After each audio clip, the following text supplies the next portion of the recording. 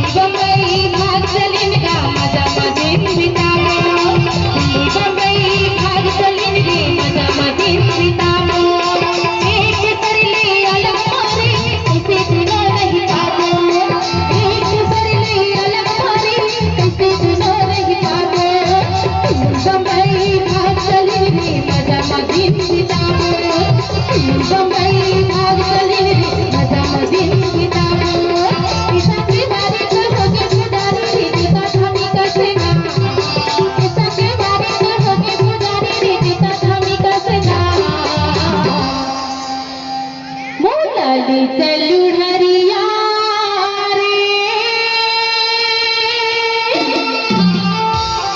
जने कर मनमानी ना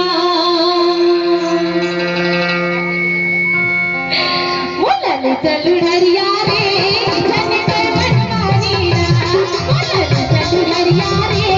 जने कर मनमानी ना मोला ले चलू ढरिया रे जने कर मनमानी ना मोला ले चलू ढरिया रे